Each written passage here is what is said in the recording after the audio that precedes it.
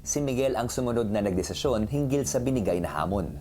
Pinili ko po na marinig po yung mga comments po from people of the outside world, kuya. Don't persuade me in picking someone else po, kuya. I already have a decision in mind po, kuya. Pero I was just curious lang po, kuya, kung ano po yung tingin po nila sa mga housemates na pinili ko po, kuya. Sa pagpili ni Miguel, tila interesado siya sa tingin ng iba sa kapwa niya mga kapamilya. Si Carmel po, kuya. Sa kapamilya po, kuya, medyo hindi ko pa po alam kung sino po pipiliin ko, kuya. That's why naghingi po ako ng onting input po, kuya, sa mga tao po sa labas, kuya. Carmel grows, entertains, inspires, and wins hearts. Pruweba na she's a big winner material. Sunod namang pinili ni Miguel ang isa pa niyang kapwa kapamilya. Si Lela po, kuya. So far, parang ang gaan ng aura ni Lela. Like, she's calm and easy to open up to. As one of the artists inside the house, I like that she has a way of making her fellow housemates feel seen. I'm looking forward to her journey nga eh. Masaya din po ako na narinig ko po yung comment ni Lela, kuya. Pero medyo nahihirapan po ako ngayon kung sino po pipiliin ko po, kuya. Para sa susunod na piniling pakinggan ni Miguel, Kuya, ang pinipili ko po sa housemate po ay ako po, kuya. Sobrang red flag behavior yung paglalabam niya kay Eliza sa loob ng bahay. Eh di ba ginos lang niya yun sa labas?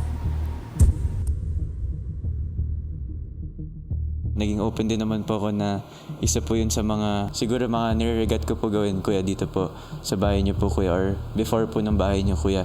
Bago lang po na marinig ko po galing po sa ibang tao, kuya. Yung pakikinig ko po sa mga sinabi po ng mga tao from the outside world, kuya, siguro yun po yung naging basihan ko din po, kuya. Kung ano pa po yung pwede kong idagdag sa mga rason po, kuya, kung bakit ko po pipiliin yung mga tao po na pipiliin ko po para sa isang kapamilya at isang kapuso po, kuya. kung piniling makinig ni Miguel sa mga boses mula sa labas, si Carmel naman, Gusto ko pong marinig po kung ano man po yung mga opinion nila sa akin.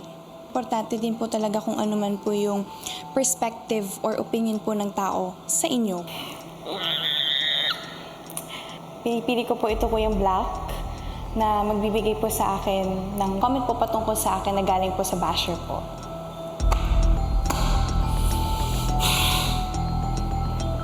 Pansin niyo ba kapag pinagsasabihan ni Kuya si Carmel, laging nagro-roll yung mata niya?